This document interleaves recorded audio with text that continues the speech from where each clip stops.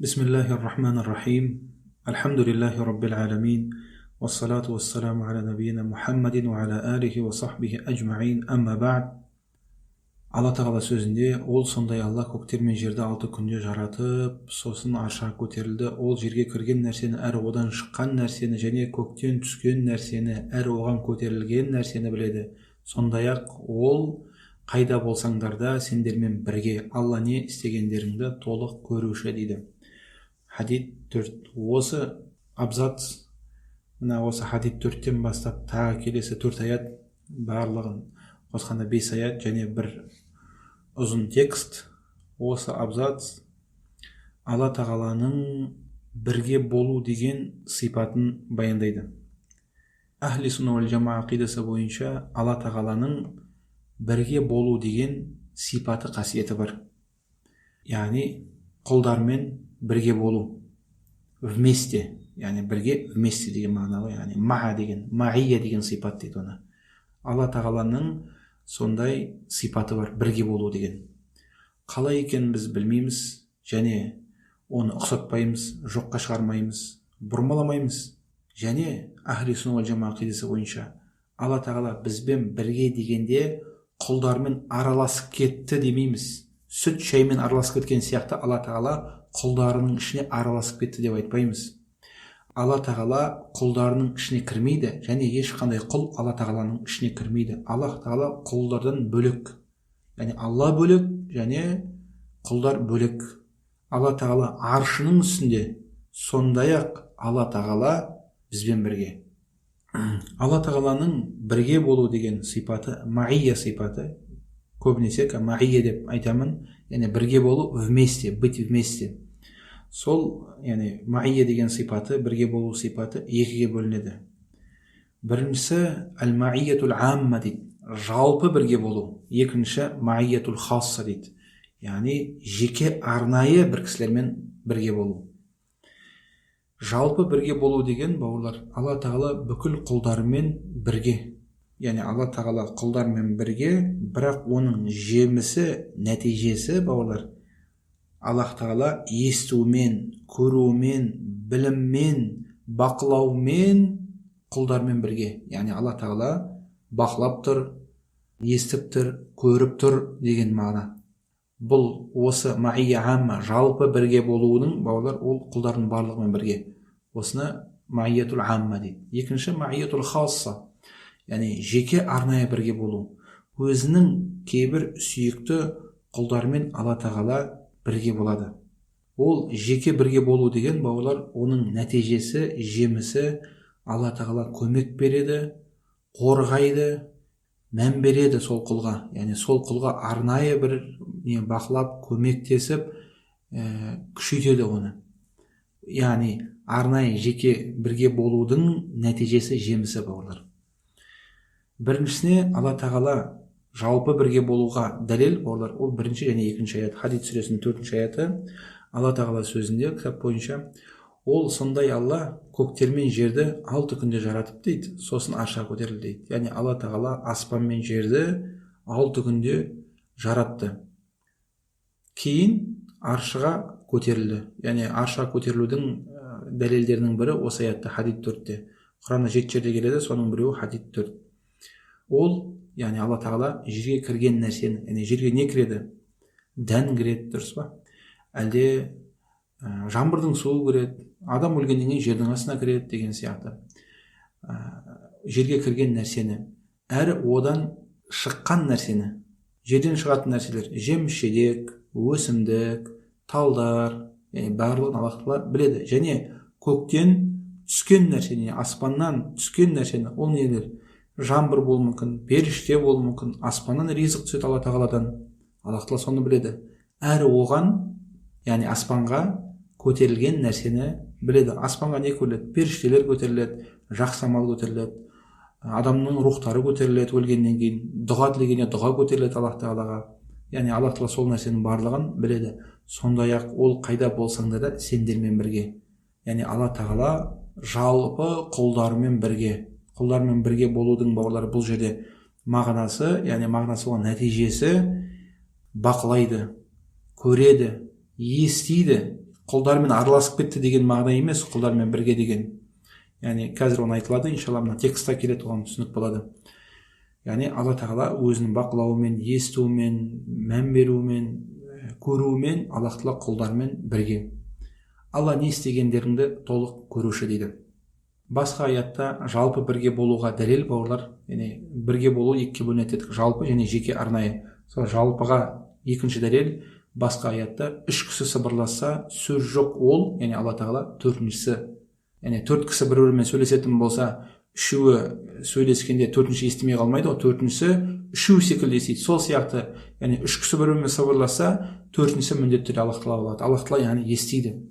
Ал бестің алтыншысы Алла болады. Яғни бесеу сыбырласса, алтыншысы Алла тағала оларды көреді, естиді, не айтып не ойып жатырғандарын біледі. Сыбырласатын болса, яғни дауыстарын жай сөйлесетін болса, тағы бұлардан аз, яғни одан да аз болсын, үшеу емес, екі болсын, екі адам бір-бірімен сыбырласса, я көп дейді, яғни көп болатын болса, он адам бір-бірімен сыбырласса, тіпті қайда болса да әрине ол, яғни Алла тағала олармен бірге болады, жалпылама бірге болады, яғни оларды естиді, көреді және бақылайды деген сияқты.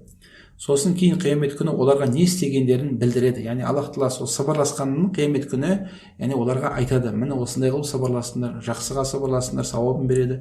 Әлде бір жаман нәрсеге сыбырласып, андай бір жоспар жасап жаман нәрсеге, сол үшін Аллах тағала оларға күнәсін жазады деген сияқты. Аллах тағала қиямет күні оның бәрін ашықтап айтады. Шүбәсіз, яғни күмәнсіз арасында Алла әр нәрсені толық білуші дейді. Яғни осы екі аяттан Алла тағала жалпылама құлдармен бірге деген нәрсені түсінді. Осы дәлел оған екінші аят. Екіншісі, бауырлар, Алла тағаланың арнайы жеке құлдармен бірге болуы деген, бауырлар, оның нәтижесі, жемісі, бауырлар, егер Аллах тағала сенімен бірге болатын болса, жеке арнайы, онда оның несі, нәтижесі, несі, жемісі, Аллах тағала саған көмектеседі, көмек береді, жәрдем береді, өзі панасын алады, Аллах тағала қорғайды, сақтайды және сені күштейді, көмек береді саған. Яғни соның нәтижесі сондай болады. Оған дәлел, бауырлар, осы Тәубе сүресінің 40-шы аяты, келесі 3-ші аят, басқа аятта уайымдама дейді, расында Алла бізбен бірге дейді. Яғни бұл жерде уайымдама деген ол кімнің сөзі? Пайғамбарымыздың сөзі, саллаллаху алейхи уассалам. Пайғамбарымызбен Абу Бәкір хижра жасағанда бір үңгірдің ішіне тығылады мушриктер. Мушриктер сол үңгір қай жерде екенін шамамен біліп сол жерге барады. Сол үңгірдің ішіне пайғамбарымызбен Абу Бәкір тығылып қалады. Сол кезде мушриктер дәл қасына жүреді. Сол кезде Абу Бәкір радиаллаху анху пайғамбарымыз үшін саллаллаху алейхи уассалам уайымдап қалады. Бағана столып қалсақ не болады, қазір пайғамбарымызды не істейді, жаман бір нәрсе келтіре ме деп. Сол кезде пайғамбарымыз еш қиналмай, қорықпай, уайымдамай Абу Бәкірге айтатын сөзі уайымдама дейді. Расында Алла бізбен бірге дейді. Яғни Алла тағала бізбен бірге деген, бұл жер Алла тағала бізге көмектеседі, өзі қорған алады, мушриктерге бұлай беріп қоймайды. Сондықтан сен ол нәрсеге уайымдама, қиналма, қысылма деген сияқты мағына. Яғни ол неге? Алла тағаланың арнайы жеке бірге болудың, бауырлар, дәлелі.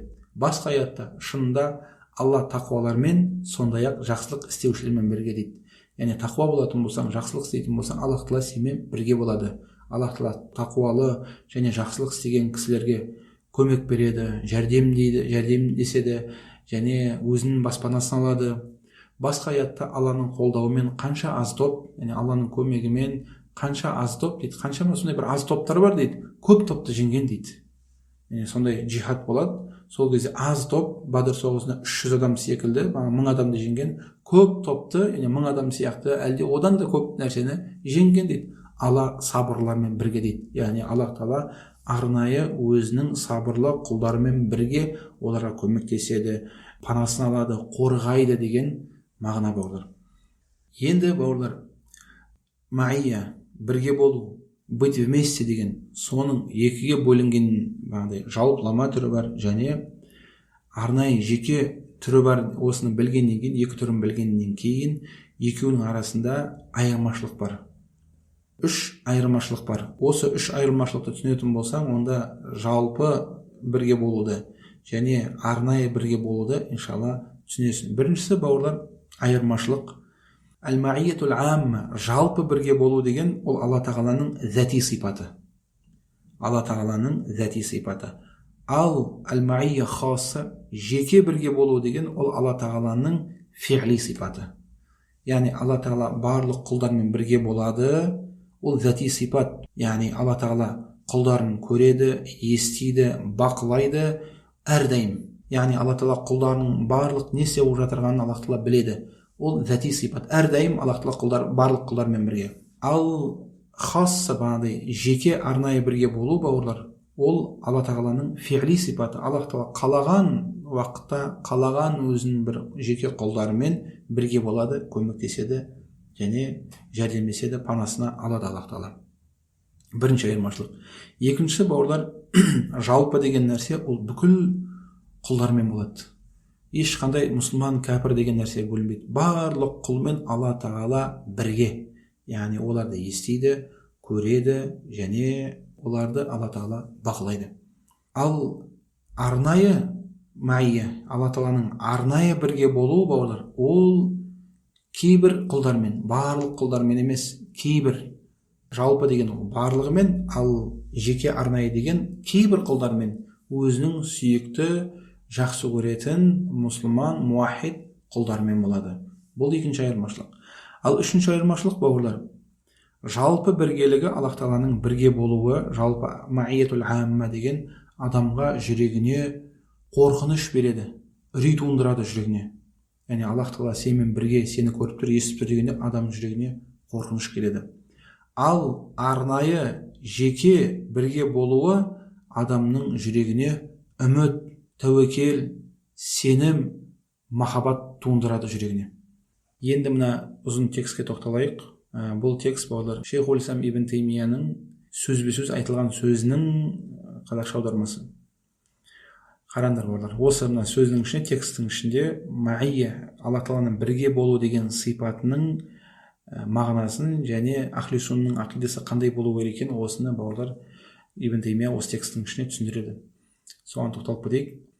Алла Тағаланың сендермен бірге деген сөзі, яғни Алла Тағаланың Құранда сендермен бірге деген сөзі, бауырлар, ол, яғни Алла Тағала мақлұқтармен араласып кеткен деген мағына емес дейді, бауырлар. Олай қате түсінбеңдер дейді. Яғни Алла Тағала ол аршының үстінде құлдармен бірге араласып кеткен жоқ. Мынандай сүт шаймен араласып кеткен секілді Алла Тағала құлдарының ішіне араласқан жоқ. Өйткені ахли сунна уал жамаа ақидасы бойынша, тіпті бүкіл мұсылманның ақидасы бойынша, ол мұсылманның ақидасы. Яғни Алла Тағала бөлек, құлдар бөлек. Алла Тағала құлдардың ішінде емес, және ешқандай құл Алла Тағаланың ішінде емес. Автор айтады, бұл сөздің тілдік мағынасы дейді, бізге осындай мағынаны міндет демейді дейді. Қараңдар, бауырлар, осыған мән берсеңдер, бұл сөздің тілдік мағынасы, бұл сөздің деген не сөздің, бауырлар? Бірге деген, сендермен бірге болу, бірге деген, маия, маа, бірге болу, вместе деген сөздің тілдік мағынасы бізге осындай мағынаны міндеттемейді дейді. Осы сөзді түсіну үшін сендерге түсіндірейін. Араб тілінде маа деген сөз, маа, бірге, вместе деген сөз, бауырлар, үш мағынаны береді. Үш мағына. Біріншісі мағына, бауырлар, бір нәрсе бір нәрсемен араласып кеткен деген мағынаны береді. Мысалшы, шай мағал халиб, сүт шаймен бірге. Дұрыс па? Шай мен сүт, яғни бұл жерде қандай мағына түсінеміз? Сүт шаймен араласып кеткен. Яғни шай бөлек тұрған жоқ, бұл жерде сүт бөлек тұрған жоқ, екеуі бір-біріне араласып кеткен деген бірінші мағынасы, бауырлар. Екінші мағынасы, бауырлар, екеуі араласып кеткен жоқ, бірақ бір-бірінің қасында тұр деген мағына шығады. Мысалшы, мешітке Абдулла мен Абдурахман бірге келді. Яғни бұл жерде қандай мағына түсінеміз? Екеуі бір-біріне араласып, шай мен сүт жаққа араласып келді ме? Жоқ. Екеуі қасында бірге келді деген мағына. Бұл екінші мағынасы, қараңдар, бірге деген сөздің. Ал үшіншісі, бауырлар, осы үшіншісін адамдар білмегендіктен осы мәселеде ақидаларында қателік кеткен. Үшінші мағынасы, бауырлар, бірге деген сөз қасында болу шарт емес. Яғни, мысалшы, бұл мәселеде сен кіммен біргесің? Мына шейхпен біргесің бе, әлде мына шейхпен біргесің бе дегенде сен қандай мағына түсінесің бұл жерде? Яғни, мына шейхтің қасындасың ба, тақалып тұрсың ба, әлде сол шейхқа араласып кеттің деген мағына ма? Жоқ, яғни пікірмен, көмектесумен, қолдау жағымен сен мына шейхпенсің, әлде мына шейхпенсің, дұрыс па? Яғни бірге деген сөз бұл жерде араласып кету, әлде бірге қасында болу деген мағынаны міндеттемейді, бауырлар. Оған дәлел, бауырлар, яғни Құран мен сүннетте және бұлай тілдік, араб тілдің тілдік мағынасында өте көп, бауырлар. Мысалы, арабтар бүйтіп айтады: сирна уал қамару маана дейді, әлде сирна маал қамар дейді. Аймен бірге жүрдік дейді. ай мен түнде аймен бірге жүрдік дейді. Мағынасы қандай? Аймен араласып кетіп, шаймен сүт сияқты араласып кеткендей, аймен араласып бірге жүрдік деген мағына ма? Енді ол қазақ тілінде ол аймен бірге жүрдік деп айтыла ма, айтылмай ма? Жалпы араб тілінде ол яғни белгілі нәрсе. Сирна мағал қамар. Кеше түнде біз мысалшы аймен бірге жүрдік. Аймен бірге деген ай қасымда құшақтасып кетіп бара жатыр. Сондай мағына ма? Жоқ. Яғни ай жоғарыда, бәленбай мыңдаған километрде, ал өзіміз біз жерде, жер бетінде. Бірақ айдың жарықтығымен аймен бірге жүрдік деп бірге айтылады. Әлде мысалға айтатын болсақ, бұл екеуі бірге туған дейді.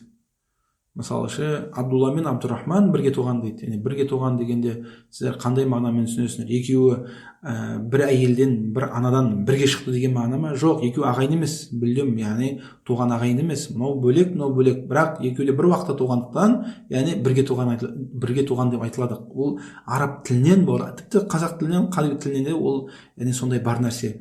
Бірге деген сөз бауырлар, ол араласып кеткен, әлде қасында бірге тақалып тұру деген міндет емес ондай мағына болу. Бірге деген сөз, яғни ол араб тілінде де ол сондай айтылады, бірақ екі бөлек жерде болады.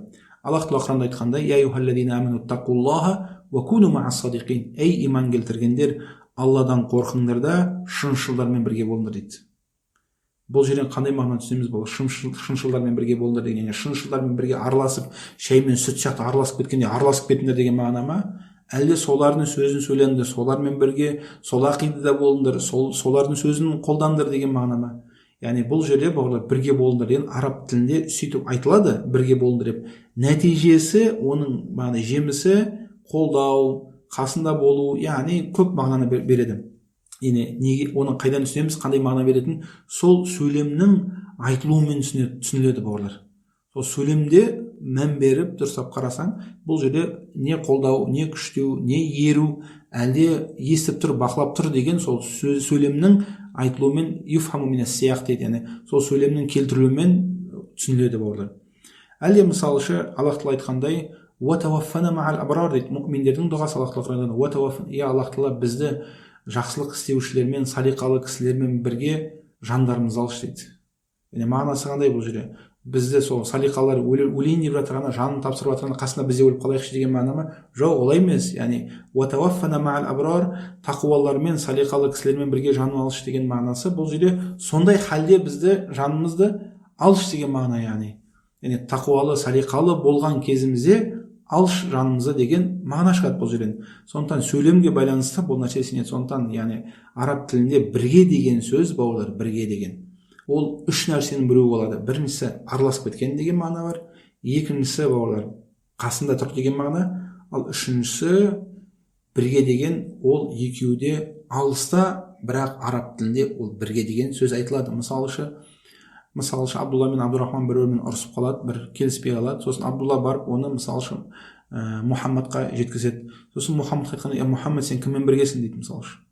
Яғни кіммен бірге деген қандай мағына түсінесіңдер бұл жерде? Кіммен бірге деген, яғни араласып кетті. Сен кіммен араласып кеттің? Ахи, менімен бірге араласып сіңіп кеттің бе? Әлде Абдурахманмен бірге ішіне араласып сіңіп кеттің? Жоқ, олай ешкім түсінбейді. Олар ақылда кісі, олай түсінбейді. Яғни кімді қолдайсың деген мағына бұл жерде. Кімнің сөзін сөйлейсің, кіммен біргесің деген мағына. Сондықтан бауырлар, араб тілінде ол сондай мағына бар. Осы мына жерде бір өте тонкий бір нәрсе шығады бауырлар. Қараңдарсан, мән берсеңдер бауырлар. Кімдер? Сипатшылар, олар ахли суннаға осы нәрсені келтіреді бауырлар. Неге сендер дейді, ей ахли сунна дейді, Алла тағаланың сипатын түке түсіну керек деп айтасыңдар да, бірақ маия деген, бірге деген сипатта келген неге бұрмалайсыңдар дейді. Сол кезде ахли сунна дейді: "Қалай біз бұрмалаймыз? Енді сендер айтасыңдар ғой мынандай, бірге деген сөз ол көріп тұр, естіп тұр деген. Неге түке түсінбейсіңдер? Бірге деген сөз, яғни сіздер айтасыңдар ғой, ей ахли сунна, сендер айтасыңдар ғой, яғни түке алу керек, түке түсіну керек деп. Бірге деген сөз ол араласып кетті деген мағына. Сондықтан неге сен солай түсінбейсіңдер дейді бізге, ахли суннаға сипатшылар сөйтіп айтады. Өздерің айтасыңдар бағандай түке түсіну керек, қол дегенде түке қол деп алу керек, Аллахтың аяғы бар деген түке деп алу керек, солай бұрмаламау керек, түке түсіну керек деп. Енді бірге деген сөзді неге сіздер түке түсінбейсіңдер, араласып кетті деген түсінбейсіңдер деп айтады. Біз оларға айтамыз: бауырлар, сендер араб тілін білмейді екенсіңдер. Араб тілінде бауырлар бағандай бірге деген сөз тек қана екі мағына бермейді бауырлар. Бағандай араласып кетті, әлде қасында тұр деп. Бағандай біз ондай қылып айтып тұрған жоқпыз. Бағандай араб тілінде ол тек қана екі мағынадан артық мағына бермейді, ол бағанағыдай араласып кетті, әлде бірге тұр деген мағынаны береді. Бірақ енді амалсыздан біз оны бұрмалаймыз деген нәрсе емес. Бұл араб тілінде ол бар нәрсе. Үшіншісі, осы мына үшіншісін білмегендіктен сипатшылар олар ойлайды, ахли сунна мына екі мағынадан аттап үшіншіге жоқ мағынаға бұрмалап жатыр деп ойлайды. Жоқ, ол айтпайды. Тілдік мағынасы сондай, бауырлар. Тілдік мағынасы сондай. Үшінші мағынасы тілде бар ол нәрсе. Сен кіммен біргенсің? Шыншылдармен болдыңдар деген мағына. Бұл жерде қандай мағына? Араласып кетті деген мағына? Жоқ, қолдау деген мағына. Сондықтан араб тілінде өзінде бар нәрсе. Сендер оны араб тілін дұрыс білмегендіктен әрине ақидаларың сондай ойлайсыңдар. Бағандай ахли сунна оны бұрмалайды деп. Ахли сунна бұрмалайды, тіке солай түсінеді. Ол араб тілінде бар нәрсе. Сондықтан мына жерде Ибн Таймияның сөзі, бұл сөздің тілдік мағынасы, бірге болу деген соның тілдік мағынасы бізге, адамдарға осындай мағынаны міндеттемейді. Араласып кетті деген, сол араласып кетті деген мағына тек солай болу керек деген нәрсені міндеттемейді. Солай түсіну уәжіптемейді бізге. Жоқ, бағандай араласпай екеуі бөлек жерде тұрады деген үшінші мағынасы да бар оның дейді. Бұл барлық сәләфтардың бір ауыздан келіскен нәрсеге және Алла тағаланың жаратқандарға, мақлұқтарына, салған фитрасына қарама-қайшы дейді. Ондай нәрсе, бүкіл сәләфтар оған қарсы, мұндай ақидаға бірге араласып кетті дегенге. Мысалы ай дейді, кім Шейхул Ислам ибн Таймия, мысалы ай дейді, аспанда күн, ай сияқты. Ай Алла тағаланың аяттарының бірі дейді. Тіпті ең кішкентай жаратылыстарының бірі десек те болады. Ай ол бір ең кішкентай жаратылыстарының бірі. Ай деген, бауырлар, ол күннен де кішкентай. Күн ол сондай бір жұлдыз, кішкентай бір жұлдыздарының бірі. Күнді қарайтын болсақ, бауырлар, біз үшін үлкен бір мақлұқ сияқты. Ал былай қарасақ, бауырлар, күннен де үлкен жұлдыздар бар, бауырлар. Екі есе емес, үш есе емес, бәленбай миллион есе күннен үлкен жұлдыздар бар, бауырлар, осы галактикада. Сондай жұлдыздар бар, күн соның бетінде тұрғанда бір теп-тегіс жерде тұрған сияқты. Күнді сол жұлдыздың қасына қоятын болсаң, бір адам жер бетінде тұрған сияқты, сен жердің бетінде тұрғанда теп-тегіс жерде тұрған сияқты сезінесің, дұрыс па? Бір домалақ нәрсенің үстіне тұрмын деген нәрсені сезбейсің. Бір теп-тегіс нәрсенің үлкендігінен, бұл жер үлкен болғандығынан. Сол сияқты бір сондай жұлдыздар бар, бауырлар. 100 миллион есе үлкен, бауырлар. Күнді оның үстіне қойғанда күн бір теп-тегіс жерде тұрған сияқты. Оның барлығы, бауырлар, бірінші аспанда. Ал екінші аспан қандай онда? Ал екінші аспан, үшінші аспанның ішінде сақинаны бір сахараға лақтырған сияқты. Сөйтіп жетінші аспанға дейін. Жетінші аспан курсидің ішінде, екінші аспан үшінші аспанның ішінде секілді. Ал курси аршының ішінде сондай. Ал аршының үстінде Алла тағала. Аршан үлкен Аллах тағала. Сондықтан ай ол, бауырлар, бір кішкентай бір мақлұқтардың, Аллах тағаланың бір жаратылыстарының бірі дейді. Оның орны аспанда, айдың орны аспанда дейді. Бірақ соған қарамасан, ол қайда болмасын, мұсәпірмен де, басқасымен де әрдайым бірге дейді. Сондықтан бана айтқандай, мысал келтірдім, аймен бірге жүрдік дейді. Бірге деген аймен құшақтасып, араласып жүрдік деген мағына емес. Бірге деген ай қаяқта, жоғарыда, адам жерде. Сондықтан араб тілінде сондай мағынасы бар. Бірге деген сөз банадай бірге тақалып келе жатыр, әлде араласып кетті деген мағынаны міндеттемейді. Егер тек қана сондай мағына болса, онда айтар едік, сондай мағына ол, сондықтан оны бағандай ол мағына келіспегесін бұрманы. Жоқ, ол үшінші мағынасы бар араб тілінде. Ол, Аллах тағала аршының үстіне дейді, жаратылыстарын бақылаушы, олардан тым үстем, олардың үстінен қараушы, және тағы рубубия сипаттарына тән дейді. Рубубия сипаттары есту, көру деген сияқты. Барлық осындай Раббымыздың ол аршының үстіне, және ол сендермен, ол Алла тағала сендермен бірге деген сөздерінің бәрі ақиқат сөздер, бауырлар. Бағандай ақиқат, бұл жер айтқысы келіп тұрған, бауырлар, ақиқат сөздер деген, жалған деген, жоқ, оны айтқысы келіп тұрған жоқ. Бағандай жалған емес, ол ақиқат деген айтқысы келіп тұрған жоқ. Ақиқат сөздер деген, бауырлар, тіке сондай мағынасы дейді. Тіке солай мағынасы. Ахли сунна андай қылып айтпайды. Алла тағала аршының үстінде, ал бізбен бірге деген, ол бізбен бірге деген мағына емес. Сондықтан оны бізбен бірге деген, ол біліммен бұрмалаймыз деген мағына емес. Жоқ, ол сондай мағынасы бар араб тілінде. Бізбен бірге деген қасында бірге болу деген шарт емес, өйткені сондай мағынасы бар дейді. Деген сөздердің бар ақиқат сөздері. Ешқандай бұрмалауға мұқтаж емес дейді. Андай мұқтаж емес бұрмалауға. бағана Аллах тағала бізбен бірге деп айтты, бірақ егер бізбен бірге дейтін болсақ, онда ол мақлуқтармен араласып кеткен болады, сондықтан біз бірге деген сөзді, яғни ол біліммен деген сөзін бұрмаладық деген мағына емес. Жоқ, тіке сондай мағынасы өзінің. Яғни бізбен бірге деген сөз, ол сондай мағынасы бар.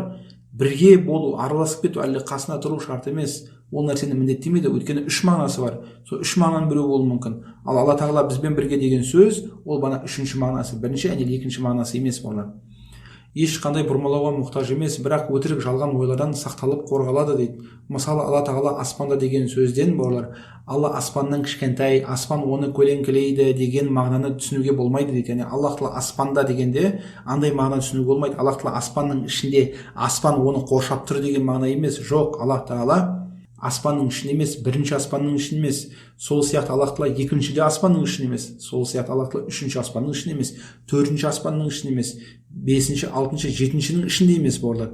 Курсидің ішінде емес, Аллах тағала аршының ішінде емес, аршының үстінде бауырлар. Яғни аспанның сыртында, жоғарында, аспанның үстінде бауырлар. Егер аспан банадай бір дене деп алатын болсақ, аспанның екі мағынасы бар дедік, дұрыс па? Бір дене деген мағынасы бар, яғни бірінші аспан, екінші аспан деген сияқты. Ал екіншісі аспан деген жоғары деген мағынасы бар. Яғни дене деген бірінші, екінші, үшінші аспан деген мағынамен алатын болсақ, онда Алла тағала аспанның жоғарында, аспанның үстінде. Ал егер аспан жоғарда деп мағынамен алатын болсақ, онда Алла тағала аспанда, жоғарда.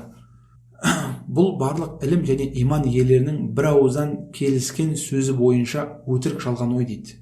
Яғни Алла тағала аспанның ішінде құлдармен бірге араласып кетті деген нәрсе бауырлар, ол ижмақ, сәләфтардың ижмақ бір ауыздан келіскеніне қарама-қайшы бауырлар. Ибн Касир рахимахулла осы банағы жоғарыда хадид сияқты бағандай аяттардың тәпсирлерінде бірнеше ижмақ келтіреді. Яғни сәләфтардан бірнеше ижмақ келтірген, бірге деген сөз араласып кетті деген мағына емес деген бірнеше сәләфтардан келеді бауырлар. Бұл барлық ілім және иман иелерінің бір ауыздан келіскен сөзі бойынша өтірік жалған ой дейді. Расында Алла тағаланың курсиі аспандар мен жерді қамтиды дейді. Яғни Алла тағаланың курсиі сондай үлкен, аспан мен жерді қамтиды. Яғни аспан мен жерден де үлкен Алла тағаланың курсиі. Ал аршы курсиден үлкен, Алла тағала аршының үстінде. Сондықтан яғни Алла тағала аспанның ішінде деген мағына емес бауырлар. Ол яғни Алла тағала аспандар мен жерді құлап жойылып кетуден ұстап тұрушы және өзінің рұқсатынсыз, яғни Алла тағаланың өзінің рұқсатынсыз аспанды жерге құлап кетуден тосушы. Яғни Аллах тағала тосып тұр, яғни аспан жерге құлап кетпейді. Оның ұлы аяттарының бірі, яғни Алла тағаланың ұлы аяттарының бірі аспан мен жердің оның әмірімен тапжылмай тұруы. Яғни Алла тағаланың бір үлкен аяттарының бірі, белгілерінің бірі бауырлар. Аспан мен жер бір шашылып, құлап, жанға кетіп қалмайды. Бір орнында тұр бауырлар. Аллах тағаланың әмірімен. Яғни бұл үлкен Аллах тағаланың бар екеніне үлкен бір дәлел бауырлар. Енді осы Ибн Теймияның сөзін түсініп болғаннан кейін бауырлар, осы маия сипатына келгенде адамдар үш топқа бөлінеді. Адамдар үш топқа бөлінеді. Бірінші топ олар ақиқатты ұстанған кісілер. Алла тағала бірге деген сөзді олар, яғни ахли сунна, Алла тағала аршының үстінде, бірақ араб тілінде сондай мағына бар. Бірге деген сөз ол не банадай бақылап тұр, қарап тұр, көріп тұр, әлде қолдап тұр деген мағына деп түсінеді. Бар ондай мағына араб тілінде. Бұл бірінші топ бауырлар. Екінші топ бауырлар, олар жахмилер. Жахмилер Алла тағала құлдармен бірге деген сөзді Алла тағала фикули мәкан дейді. Алла тағала барлық жерде дейді. Яғни жахмилердің ақидасы бойынша Алла тағала мысалшы жердің ішінде, адамның ішінде, аузу билля банадай Алла тағала бір лас жерде, әлде бір лас хайуандардың ішінде деген сөздер айтады жахмилер. Ибн Араби сияқты, Ибн Араби мысалшы кезінде болған Ибн Араби деген сол осы хулулия ақидасын ұстанған, осы Аллах тағала барлық жерде деген ақидасын ұстанған. Ол мысалшы Фирауны да мұсылман деген айтқан сөзі рас деген. Өйткені Фирауын айтты ғой, ана раббукум а'ла, мен сендердің жоғары ұлы раббыларымын деді ғой. Сол кезде ол Фирауның сөзі хақ деген ол. Яғни Фирауның сөзі хақ, өйткені Аллах тағала барлық жерде, Алла тағала Фирауның ішінде, Фирауын біліп тұр ғой дейді. Алла тағала оның ішінде екен. Сондықтан ол Фирауның сөзі хақ дейді. Аллах тағала ол Фирауын бәріміз, ол Аллах тағала бәрі сіңіп кеткен дейді мысалшы. Сөйтіп сондай ақиданы ұстанған ғалымдардың барлығы, сәләфтардың барлығы жахми ақидасын бір ауыздан кәфір деген. Яғни ондай ақиданы айтатын болса, адам баласы бірден мұртат болады діннен. Аллах тағала барлық жерде деген сөз. Өйткені барлық жерде деген сөзі дәретхананың ішіне дегенде де мағына шығады. Яғни ол хүлули ақидасы дейді оны. Оны сәләфтардың бары бір ауыздан оны үлкен күфір дейді. Ол екінші топ бауырлар. Үшінші топ бауырлар, үшінші топ. Олар бағанадай Аллах тағала өзі аршының үсті дейді. Және сонымен бірге Аллах тағаланың өзі дейді, бізбен бірге дейді. Яғни Аллах тағала аршының үстінде дейді. Және Алла тағаланың өзі бізбен бірге дейді. Яғни сөздері бір-біріне қарама-қайшылық білдіреді, танақұт яғни.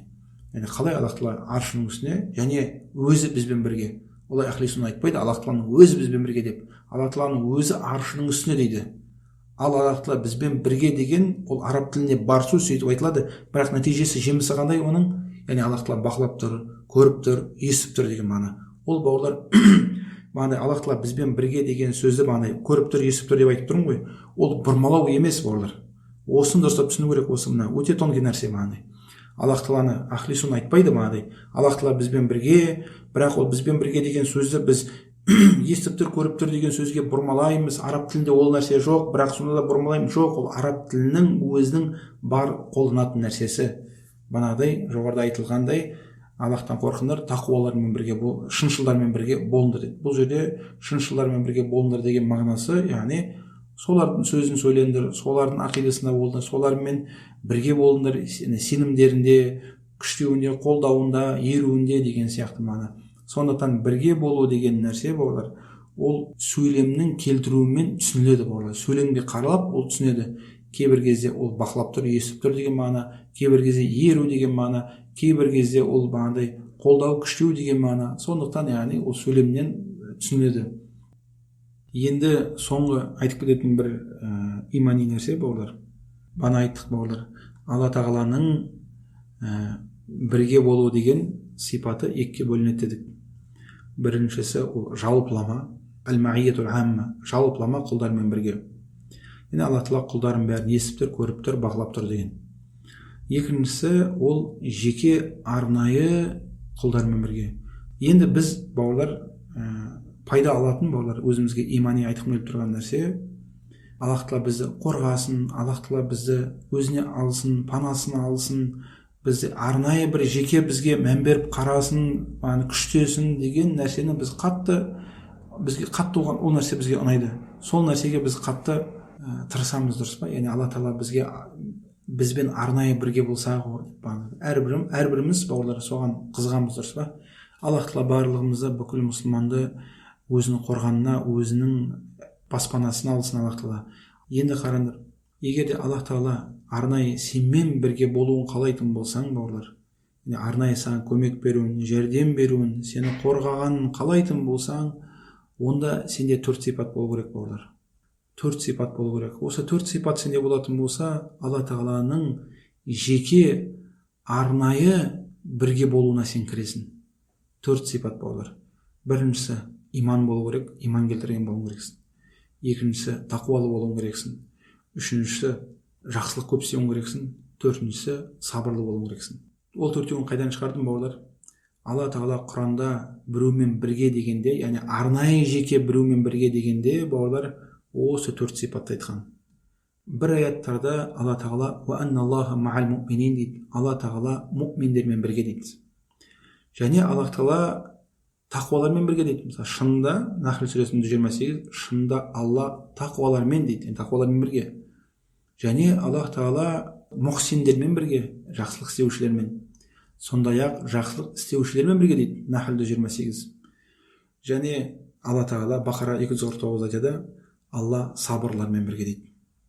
Сондықтан бауырлар, Аллах тағала сенмен арнайы жеке сенмен бірге болғанын қалайтын болсаң, осы 4 сипатта сен болу керексің. Біріншісі, сен иман келтіруің керексің.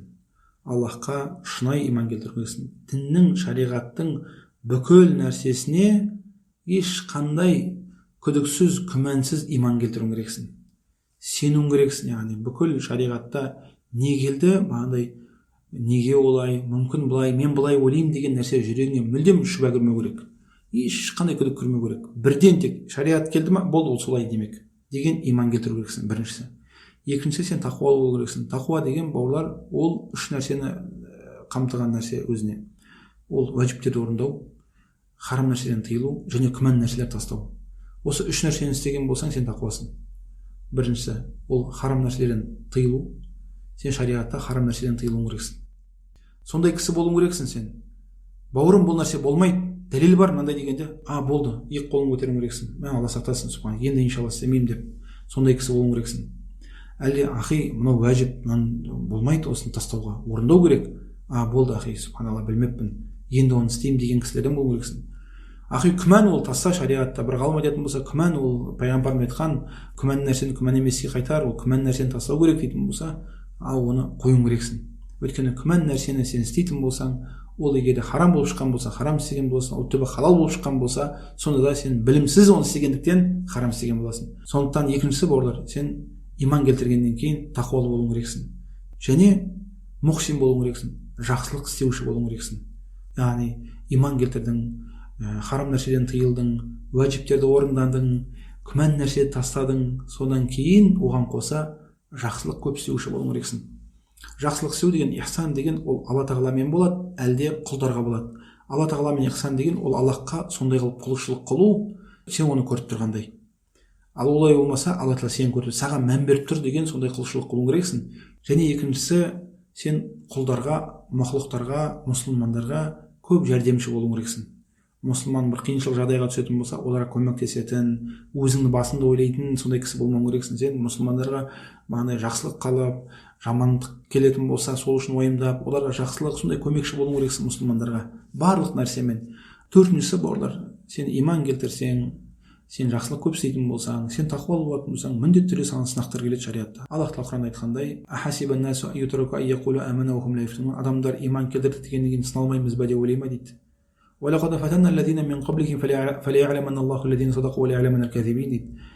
Сенен бұрын болғандарды Аллах тағала сынадым дейді. Не үшін? Шыншылдар мен өтірікшілерді ажырату үшін дейді. Сондықтан адам баласы иман келтіргеннен кейін міндетті түрде оған сынақтар келеді.